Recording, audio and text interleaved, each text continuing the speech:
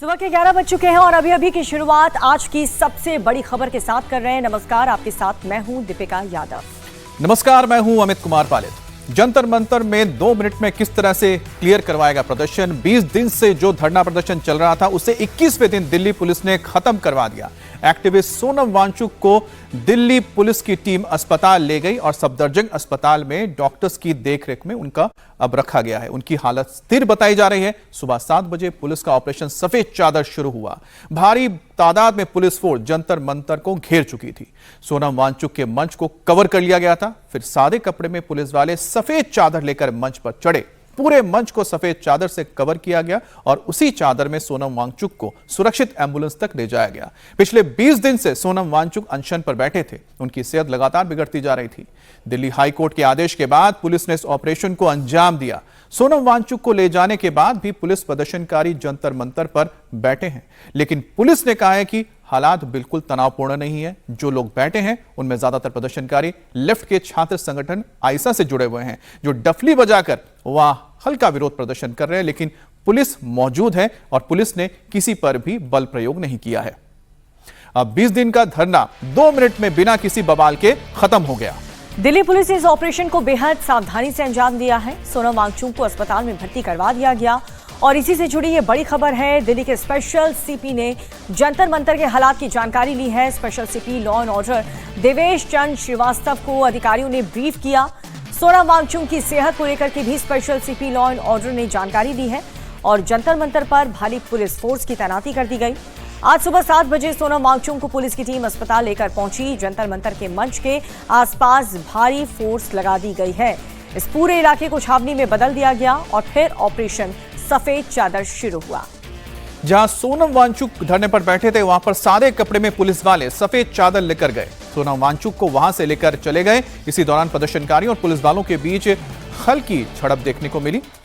प्रदर्शनकारी पुलिस से बहस करते दिखे। दरअसल दिल्ली हाईकोर्ट के आदेश के बाद पुलिस ने यह एक्शन लिया है। नीट पेपर लीक के खिलाफ कॉकरोच जनता पार्टी के लोग धरने पर बैठे हैं और इसी दौरान सोनम वांगचुक इस धरना प्रदर्शन में शामिल हुए और पिछले 20 दिन से वो अनशन पर थे। हालांकि डॉक्टर्स की टीम उनकी निगरानी कर रही थी, लेकिन उनकी सेहत लगातार बिगड़ती जा रही थी, जिसके बाद 16 तारीख को कोर्ट का ऑर्डर आया था। इस कोर्ट के ऑर्डर में यह भी बताया गया था कि सोनम वांगचुक की तबीयत को लेकर सरकार की ओर से ध्यान रखा जाए। इसके लिए एक डॉक्टर्स की टीम बनाई गई थी जो लगातार उनकी निरीक्षण करती रही, उनकी जांच करती रही और उसी में यह बताया गया कि उनकी तबीयत लगातार खराब होती जा रही है और उनको अब मेडिकल अटेंडेंस की यानी कि ज्यादा निगरानी की जरूरत है, जिसके बाद यह कदम उठाया गया। अब सोनम वांगचुक का वजन 9.5 किलो कम हो गया था। उनकी सेहत पर लगातार असर होता जा रहा था 20 दिन से, क्योंकि वो अनशन पर थे। सोनम वांगचुक को अस्पताल लेकर गई पुलिस और उसके लिए सफेद चादर लेकर पुलिस पहुंची थी और सफेद चादर से पूरे इस मंच को ढक लिया गया था। यह कहानी यहीं से शुरू हुई आज सुबह सुबह। सोनम कहां पर थे? सफदरजंग अस्पताल में उनको इलाज के लिए इस वक्त रखा गया है। हालत कैसी है उनकी? डॉक्टर्स की निगरानी में है। अभी हालत स्थिर बताई जा रही है। जंतर मंतर पर अभी भी प्रदर्शनकारी नारेबाजी कर रहे हैं। चंद तादाद ही उनकी बची हुई है, लेकिन पुलिस ने यहां पर किसी को रोका नहीं है। आने के लिए वहां बिल्कुल पूरी तरह से एंट्री को खाली रखा गया। सिर्फ चेकिंग होती है। लोग सुबह से वहां पहुंच रहे हैं, लेकिन वो अलग बात है कि सोनम वांगचुक के मंच से हट जाने के बाद भी जिस तरह की उम्मीद शायद सीजेपी के यानी कॉकरोच जनता पार्टी के लोग कर रहे थे, उतनी तादाद में समर्थन आया नहीं। सिर्फ वहां पर जो लेफ्ट के आप कह सकते हैं छात्र संगठन आइसा है, उसी के कुछ कार्यकर्ता नजर आ रहे हैं। अब दिल्ली पुलिस के डीसीपी सचिन शर्मा ने क्या कहा वो भी आपको बताते हैं।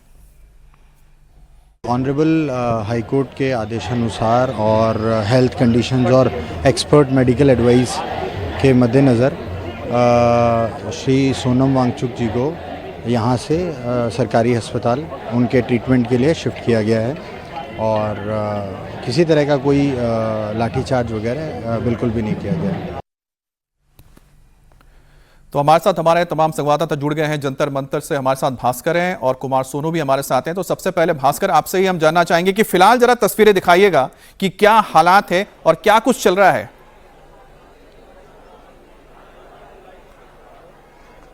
अमित, देखिए अभी भी प्रदर्शनकारी लगातार नारेबाजी कर रहे हैं। हमारे ठीक पीछे मंच है।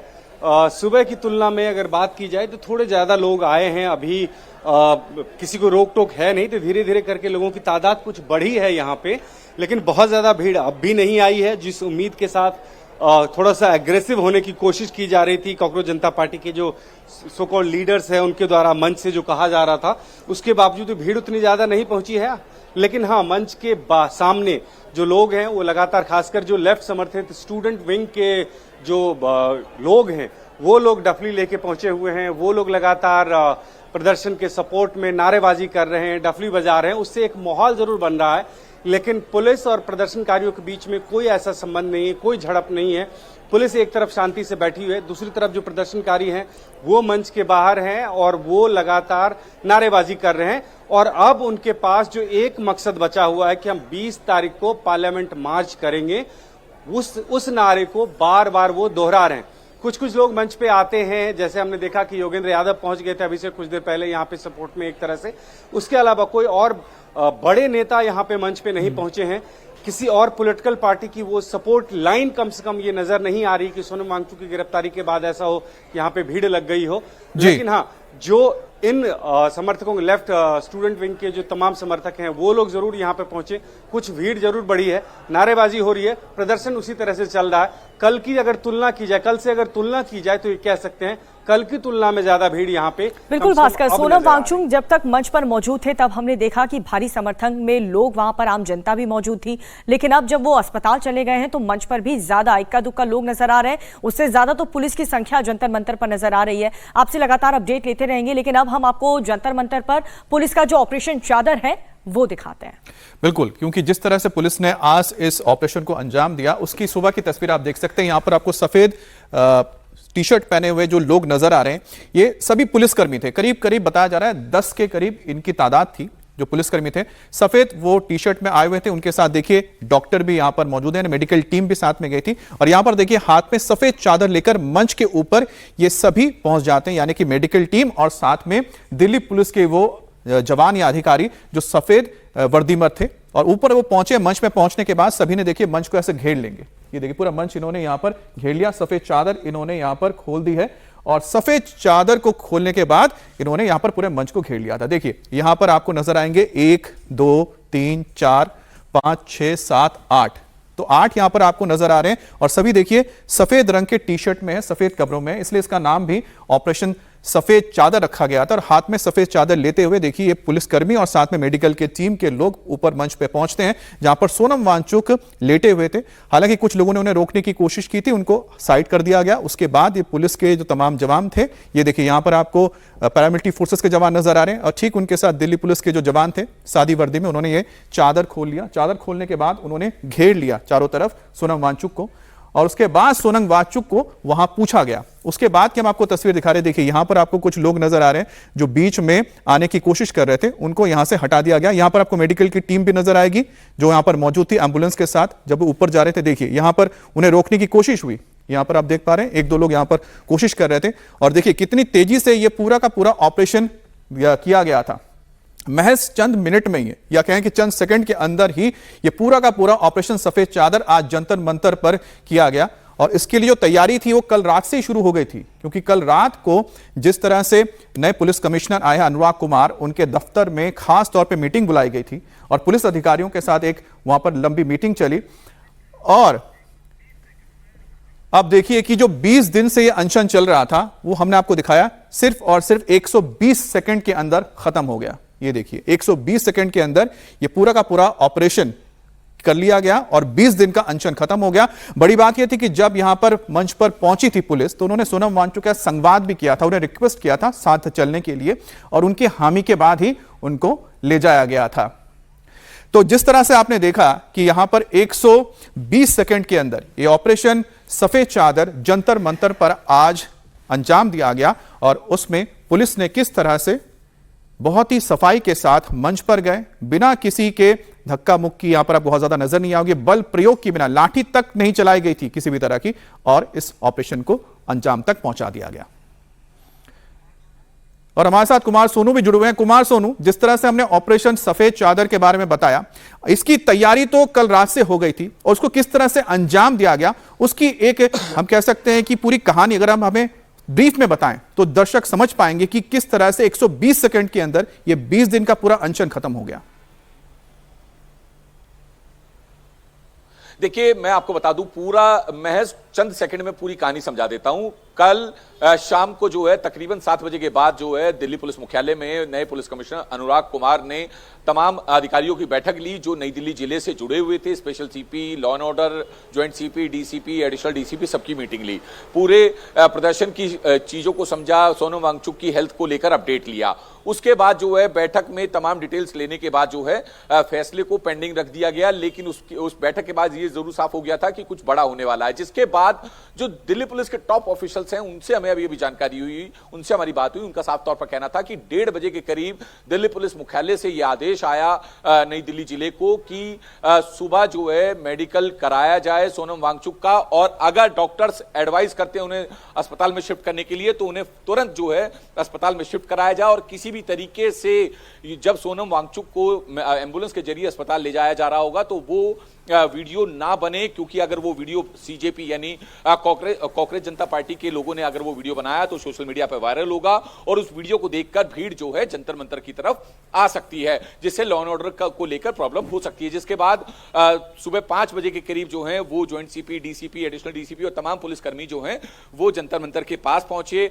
डीसीपी नई दिल्ली और ज्वाइंट सीपी नई दिल्ली रेंज ने पूरे मामले को लेकर ब्रीफ दिया पुलिसकर्मियों को कि किस तरीके से किसकी ड्यूटी कहां होगी, किस तरह का एक्शन होगा और किस तरीके से इस पूरे प्रोग्राम को, इस पूरे कार्रवाई को जो है एग्जीक्यूट करना है। जिसके बाद कुछ सिविल ड्रेस में पुलिसकर्मी मंच के पास पहुंचे सफेद चादर लेकर, और डीसीपी का एक इशारा मिलते ही सभी पुलिसकर्मी जो सिविल ड्रेस में थे जिनके पास सफेद चादर थी वो सोनम वांगचुक के मंच पर गए। मंच पर चढ़ने के बाद उन्होंने सफेद चादर खोली और चारों तरफ से जो है मंच को सफेद चादर से कवर कर लिया ताकि कोई वीडियो ना बना सके। और उस दौरान जो है सोनम वांगचुक को उठाकर अस्पताल ले जाने के लिए एम्बुलेंस में बिठाया गया और सीधा सफदरजंग अस्पताल लेकर गई पुलिस। आपको एक और बात बता दूं, क्योंकि 20 तारीख को पैदल मार्च का ऐलान किया हुआ है, संसद मार्च का ऐलान सीजेपी की तरफ से किया गया था और ऐसे में पुलिस जो है तमाम प्रिकॉशंस जो है वो ले रही थी।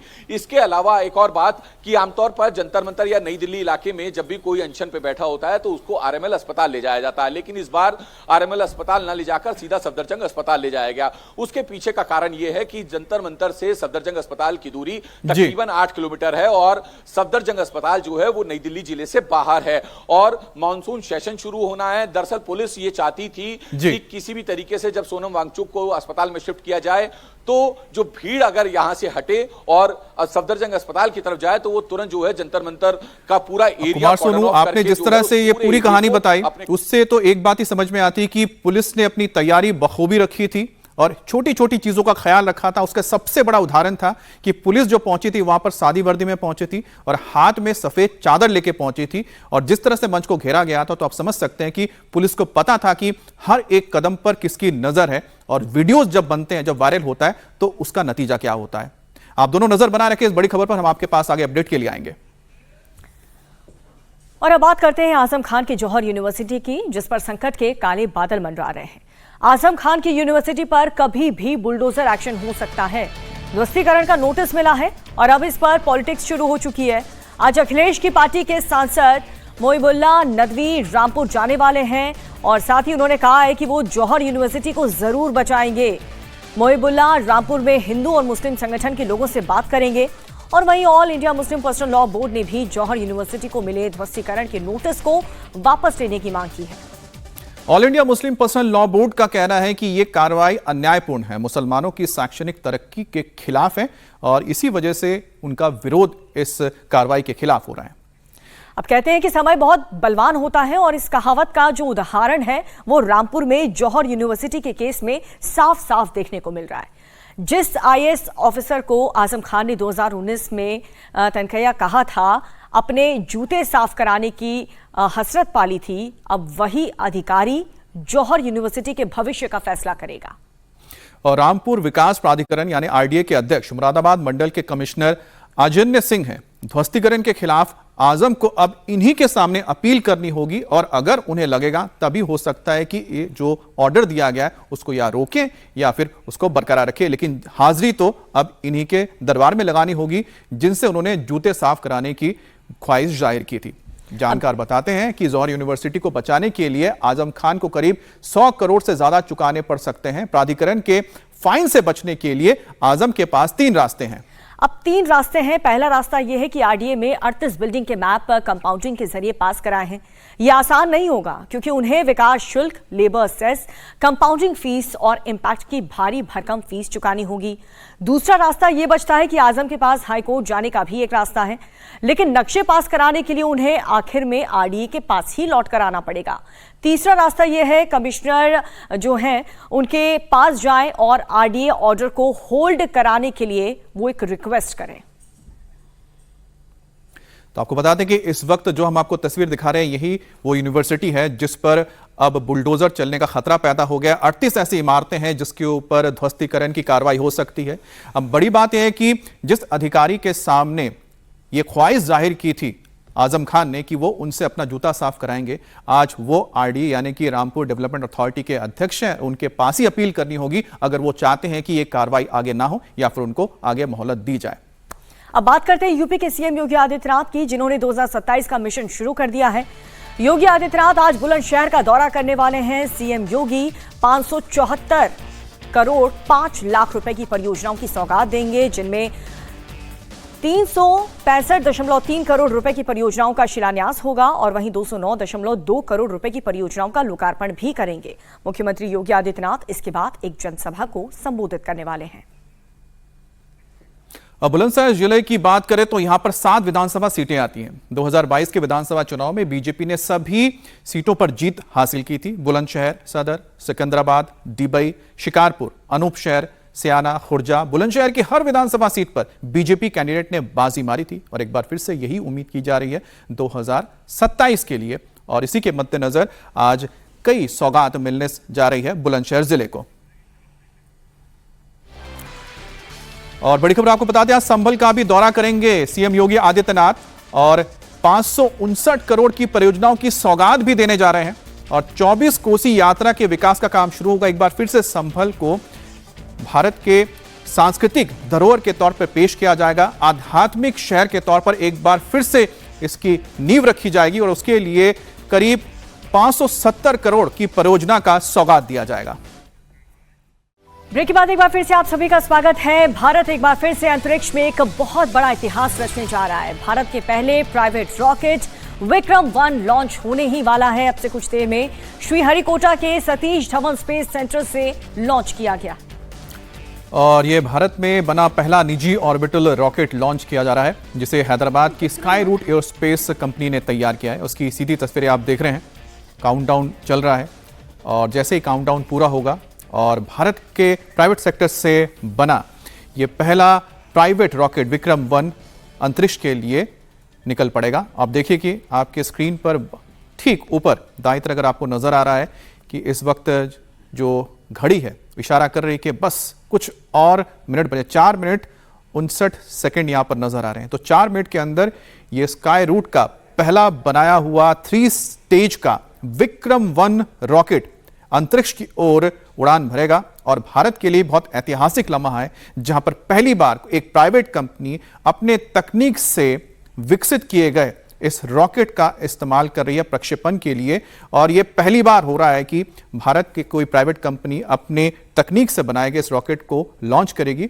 और जो स्पेस स्टेशन है ये सतीश धवन स्पेस स्टेशन है, जहां से आपने लगातार देखा है कि इसरो के जो रॉकेट्स हैं, PSLV हो या तमाम जो दूसरे रॉकेट्स हैं, यहीं से लॉन्च होते हैं और यहीं से इनको एक बार ये जगह मिली है लॉन्च करने के लिए। और इसके दौरान जो आज लॉन्चिंग होगी इसमें पूरी टेस्टिंग होगी कि जो जमीन पर इन्होंने टेस्ट किया था इस रॉकेट को लेकर वो तकनीक आसमान में या फिर अंतरिक्ष में किस तरह से काम करती है। ये जो आप रॉकेट देख पा रहे हैं ये 7 मंजिला इसकी ऊंचाई है, 7 मंजिला ऊंचाई है, 3 स्टेज में है, 350 किलोग्राम का वजन ले जाने में सक्षम है और 450 किलोमीटर के दूरी को यह तय कर सकता है। लोअर अर्थ ऑर्बिट पर ये जो भी सैटेलाइट इसमें तैनात रहेगा उसको ले जाकर वहां पर वो रख सकती है या फिर फिक्स कर सकती है। और जाहिर सी बात है कि ये टेस्टिंग के तौर पर देखा जाएगा कि आज ये रॉकेट कितना सक्षम है और इसके लिए जो छोटे छोटे सैटेलाइट्स हैं उसके लिए एक बड़ा बाजार भारत में खुल जाएगा। इस वक्त अमेरिका के पास जैसे एलन मस्क की कंपनी है स्पेसएक्स, वो इस वक्त प्राइवेट तौर पर अपने सैटेलाइट्स को लॉन्च करती है, दुनिया के किसी भी सैटेलाइट को लॉन्च करती है। चीन के पास भी एक प्राइवेट कंपनी है। अब इसके बाद भारत तीसरी ऐसी कंपनी बन जाएगी अगर आज ये विक्रम-1 लॉन्च सफल हो जाता है, जब भारत भी दुनिया के किसी भी छोटे सैटेलाइट जिसकी वजन 350 किलोग्राम हो उसको अंतरिक्ष में ये स्थापित कर सकती हैं। और इसी के लिए ही भारत में अब इस सेक्टर को खोला गया है और प्रधानमंत्री मोदी ने खुद इसमें एक्स पर पोस्ट करके बधाई दी है पूरे टीम को, विक्रम 1 के टीम को, और कहा है उन्होंने कि ऐतिहासिक लम्हा है और हर किसी भारतीयों को आज इसका गवाह बनना चाहिए। अब ये भारत में बने पहले निजी सैटेलाइट तैयार हो रहा है। प्रधानमंत्री नरेंद्र मोदी ने भी एक्स पर पोस्ट किया है और इसे ऐतिहासिक नई शुरुआत बताई है भारत के लिए। प्रधानमंत्री का ये एक्स पर पोस्ट भी हम आपको दिखा रहे हैं किस तरीके से इस लॉन्चिंग को मिशन आगमन नाम दिया गया है और इसके तहत विक्रम 1 रॉकेट अपने साथ टेक्नोलॉजी से लेकर के कला से जुड़े हुए पेलोड्स अंतरिक्ष में ले जा रहा है और 18 कैरेट सोने से बना हुआ माइक्रो आर्ट पीस भी स्पेस भेजा गया। आपको ये भी बता दें कि माइक्रो आर्ट पीस एक छोटा सा रॉकेट है। इस पर वैज्ञानिक sir CV Raman, doctor Vikram Sarabhai और डॉक्टर एपीजे अब्दुल कलाम की सूक्ष्म मूर्तियां उकेरी गई हैं। सूक्ष्म मूर्तियां पूरी तरह से उकेरी गई हैं। इन्हें इस तरीके से ये डेडिकेट किया गया है विक्रम 1 को। तो विक्रम 1 पूरी तरह से आप कह सकते हैं कि एक बहुत ही हल्का और मजबूत कार्बन कॉम्पोजिट से तैयार किया हुआ रॉकेट। इसका जो पूरा स्ट्रक्चर है इसमें कार्बन कॉम्पोजिट का इस्तेमाल किया गया है और साथ ही जो इसका इंजन है वो 3D प्रिंटेड इंजन तैयार किया गया है। ये भी अपने आप में बेहद ही खास है और ये भी खास है कि पूरा कार्बन कॉम्पोजिट का बना हुआ है। तो जाहिर सी बात है इसको बनाने में और इसको असेंबल करने में और इसको लॉन्च करने में वक्त कम लगता है। और कंपनी का यही मानना है कि जिस तरह से आप टैक्सी हायर करते हैं, ऐप पे जाते हैं, टैक्सी हायर करते हैं, तुरंत किसी जगह पे जाना है, तो उसी तरह से जो लोग अपने सैटेलाइट को लॉन्च करना चाहते हो तो उनके लिए उसी तरह से बहुत ही कम वक्त में सैटेलाइट लॉन्च करने के लिए ही स्काई रूट वो तकनीक देने जा रही है।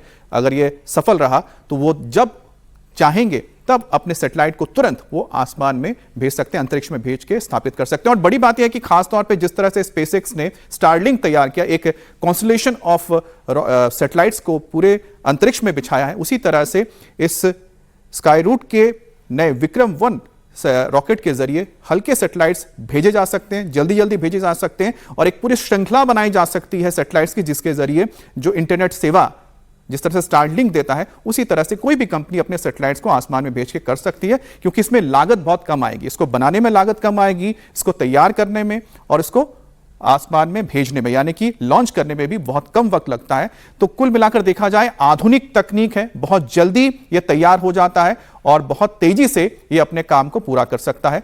अब 4 मिनट 49 सेकंड का हम देख रहे हैं कि अभी तक जो घड़ी है वो दौड़ रही है। तो बहुत ही जल्द ये लॉन्च होने जा रहा है स्काई रूट का पहला देश में बना हुआ, भारत में बना हुआ स्वदेशी विक्रम 1 सैटेलाइट।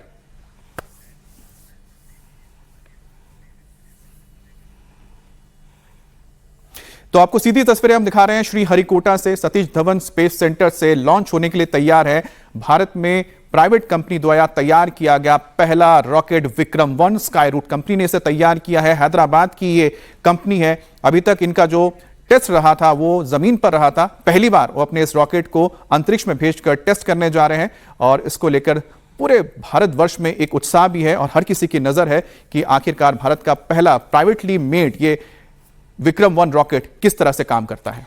तो पहली तस्वीर आप देख रहे हैं कि ये रॉकेट जो कि तैयार है किसी भी वक्त लॉन्च होने के लिए और दूसरी तस्वीर में आप देख सकते हैं तमाम जानकारी विक्रम 1 रॉकेट को लेकर के। आपको बता दें कि इसका नाम विक्रम 1 क्यों रखा गया है, ये भी बहुत दिलचस्प है। इस रॉकेट का नाम डॉक्टर विक्रम साराभाई के सम्मान में विक्रम 1 रखा गया।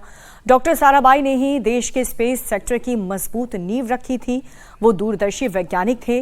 स्काई रूट अपने सभी रॉकेट्स के नाम उन्हीं के सम्मान में इसी सीरीज पर रखती आई है। ये भारत के पहले प्राइवेट ऑर्बिटल रॉकेट की लॉन्चिंग, इसीलिए इसे विक्रम 1 नाम दिया गया है।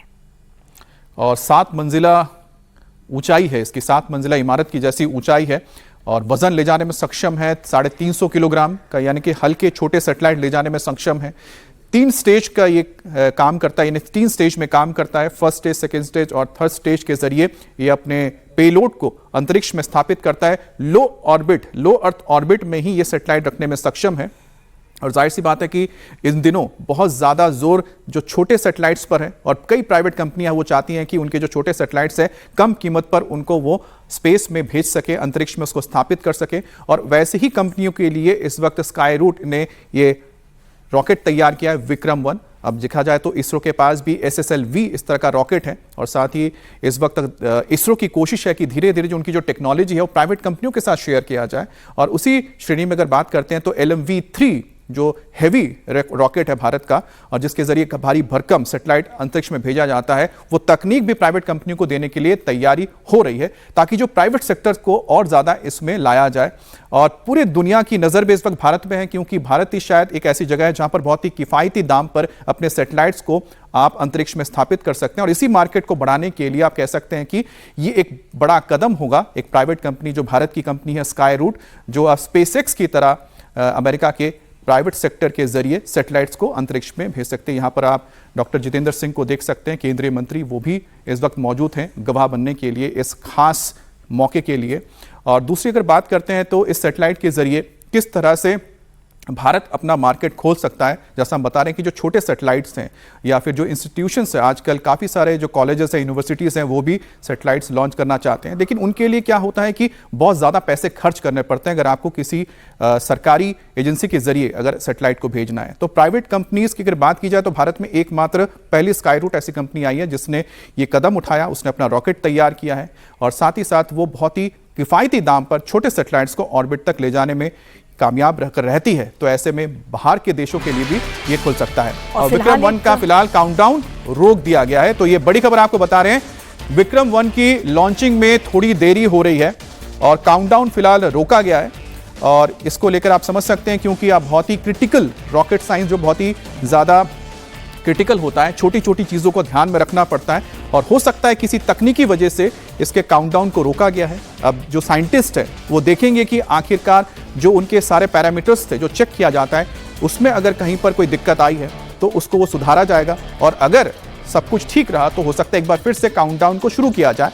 और नहीं तो कई बार देखा जाता है कि जो लॉन्चिंग है उसको टाल दिया जाता है और यही वजह है कि सब चेक्स किए जाते हैं और जो उल्टी गिनती शुरू होती है उसी दौरान सब चीज़ों को एक बार देखा जाता है कि वो ठीक से काम कर रहे हैं कि नहीं कर रहे हैं। और जाहिर सी बात है कि इस वक्त जो साइंटिस्ट वहाँ पर मौजूद है और कंपनी से जुड़े हुए जो भी यहाँ पर साइंटिस्ट रहेंगे वो सभी चीज़ों को देख रहे हैं, चेक कर रहे हैं कि आखिरकार क्यों ये रोका गया है, किस वजह से रोका गया है, कहाँ पर तकनीक में कुछ अगर खराबी आई है जिस वजह से ये रॉकेट लॉन्च को फिलहाल रोका गया है। क्योंकि काउंटडाउन रुक गया इसका मतलब लॉन्च फिलहाल रुक गया है। अब कब इसको फिर से रिलॉन्च के लिए तैयार किया जाता है, फिर कब काउंटडाउन शुरू होता है, उसके बारे में जानकारी मिलेगी। लेकिन आप कह सकते हैं कि इस वक्त भारत के लिए देखिए ये बहुत ही अहम वक्त है जिस वक्त भारत धीरे धीरे अपने कई सारे सेक्टर्स को प्राइवेट सेक्टर्स के लिए खोला जा रहा है, चाहे वो डिफेंस का सेक्टर हो या फिर स्पेस का सेक्टर हो। प्राइवेटली सैटेलाइट्स बनाए जाने लगे हैं।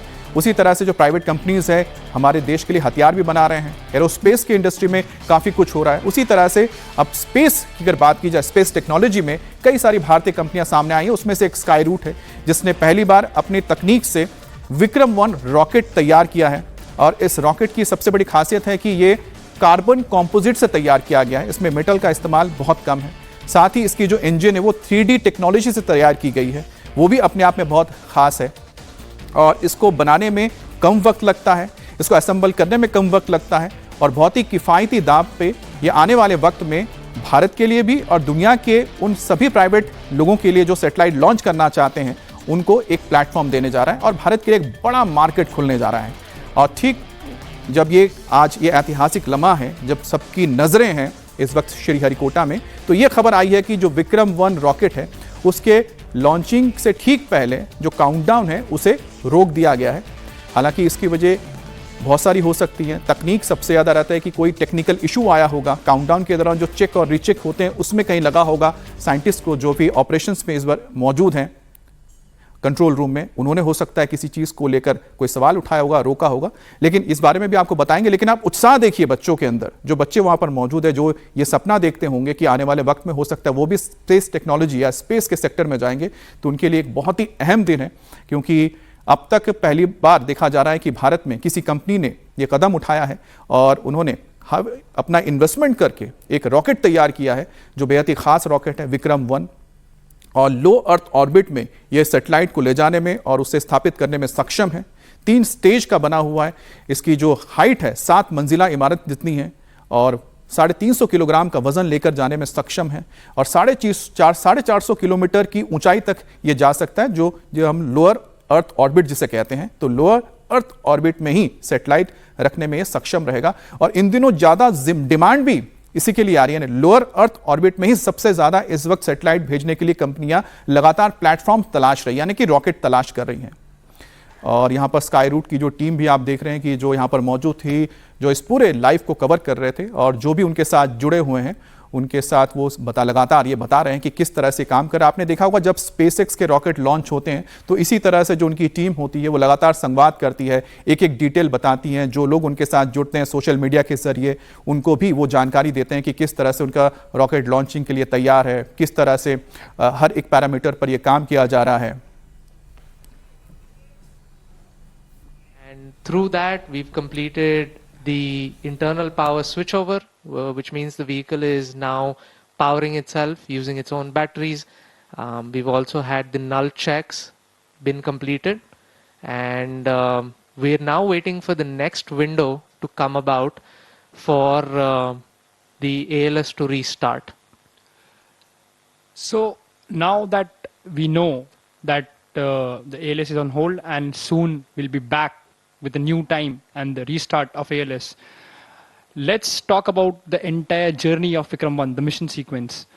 Now we know that first 100 seconds of the flight, the stage 1 will power the rocket to the denser layers of the atmosphere, and exactly at an altitude of 53 kilometers at 103 seconds, the stage 1 burnout will happen and the stage separation will initiate. And after that, the stage 2 will ignite and it will power the rocket through the thinner layers of the atmosphere while keeping the same level of acceleration.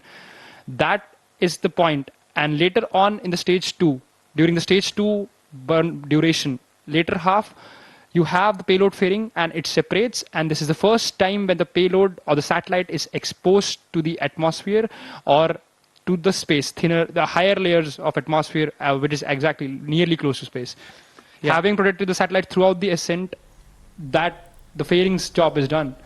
तो यहाँ पर जैसा हम आपको बता रहे थे कि जो स्काई रूट की टीम है वो पूरी जानकारी दे रही है। उन्होंने अभी जानकारी दी है कि अब वो इंतजार कर रहे हैं जो दूसरा विंडो है, जिस वक्त एक बार फिर से काउंटडाउन को सेट किया जाएगा, फिर से उल्टी गिनती शुरू हो जाएगी, और जो उनको तकनीकी गड़बड़ी की आशंका थी उसको सुधार लिया गया है। तो अब इंतजार किया जा रहा है कि सेकंड विंडो कब होगा।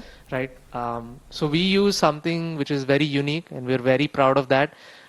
In-house to Skyroot, we have the separation teams which have developed a pneumatic ultra-low shock mechanism, and the whole goal of this mechanism is it relays very little shock to the payload itself. So the payloads usually carry very sensitive electronics and instruments. So if you have a shock event come about, it may damage some of the sensitive instruments. So that's why we specifically made it a point to develop this pneumatic ultra-low shock separation mechanism. Like, for the knowledge of our viewers, I would also like to reiterate, most typical rockets, they use pyrocords, which use explosive charge to shear out the bolts and separate or jettison the entire stage, which could be तो यहाँ पर mission control की भी हमें कुछ बातें सुनाई दी, जिसके हिसाब से बताया गया है कि जो रीलॉन्च का टाइम है शायद वो 12:05 तय हो गया है। तो अभी जो ये बताया गया मिशन कंट्रोल की ओर से, एक बार फिर से वो क्लैरिफिकेशन मिल जाएगा। तो 12:05 शायद अब दूसरा ये विंडो मिल रहा है जिस वक्त ये लॉन्च की अब तय वक्त हुआ है। तो 12:05 सेकंड विंडो मिला है जब ये लॉन्च होगा। अब उससे पहले के तमाम जो चेक्स और प्री चेक्स है वो किए जाएंगे। Power the vehicle into orbit. It keeps pushing it to near orbital velocities, and then comes something different. Like we talked about earlier, we have the orbital adjustment module that kicks in, and this is the stage that I got to work on. तो यहाँ पर बताया गया कि जो second window है, यानी कि लॉन्च के लिए जो दूसरा वक्त तय हुआ है वो 12:05 बताया जा रहा है, और उससे पहले एक बार फिर से चेक्स और रीचेक्स की शुरुआत हो चुकी है। मिशन कंट्रोल की ओर से ये जानकारी दी गई है, और दूसरी तरफ जो स्काई रूट की टीम बता रही है कि किस तरह से इनका ये पूरा का पूरा जो रॉकेट सिस्टम है विक्रम 1 काम करता है, उसकी जर्नी किस तरह से रही है। और बताया गया है कि पहले जो 100 सेकंड से बहुत अहम होते हैं, क्योंकि 100 सेकंड के अंदर ही पहला स्टेज खत्म हो जाएगा, जब रॉकेट को सबसे घनत्व जिसका सबसे ज्यादा होता है एटमॉस्फेयर में, वातावरण में, उसे पार करना होता है, यानी कि जिसमें हम सांस लेते हैं। यहाँ पर सबसे ज्यादा घनत्व होता है, पार्टिकल्स होते हैं, तो यहाँ पर आपको सबसे ज्यादा फोर्स की जरूरत होती है आसमान की ओर जाने के लिए। तो वो 100 सेकंड के अंदर पूरा हो जाएगा और 100 सेकंड के अंदर करीब 53 किलोमीटर का जो रास्ता है वो रॉकेट तय करेगा। उसके बाद आएगा फर्स्ट स्टेज। फर्स्ट स्टेज के बाद जो लेयर आएगा एटमॉस्फेयर का यानी वातावरण का, वो पहले लेयर से कम घनत्व वाला होता है, जिसमें आपको स्पीड ज्यादा चाहिए होती है, लेकिन आप बहुत तेजी से फिर आसमान की ओर जाते हैं, अंतरिक्ष की ओर जाते हैं। उसके बाद आएगा दूसरा स्टेज, जिसमें सैटेलाइट एक्सपोज हो जाता है एटमॉस्फेयर के साथ और स्थापित करने के लिए तैयार हो जाता है। तो देखिए एक बार फिर से, जैसा हमने बताया था, ये काउंटडाउन शुरू हो चुका है। 19 मिनट 30 सेकंड का वक्त है। तो 19 मिनट बाद अब एक बार फिर से तैयारी आप देख रहे हैं, ये आपको लॉन्च होता हुआ नजर आएगा विक्रम 1। तो 19 मिनट का वक्त बचा है। एक बार फिर से आपको हम बता दें कि बड़ी खबर आ रही है, जो विक्रम 1 का लॉन्च रोका गया था, अब उसको फिर से लॉन्च करने के लिए दूसरा वक्त आ चुका है और 19 मिनट बाद एक बार फिर से आप देख पाएंगे कि ये रॉकेट आसमान की ओर बढ़ता हुआ नजर आएगा और 12:05 का वक्त तय हुआ है। 18 मिनट और बचे हुए हैं और विक्रम 1 लॉन्च होने के लिए तैयार है। आखिरी के जो ये 18 मिनट है, एक बार फिर से सब कुछ रीचेक किया जाएगा।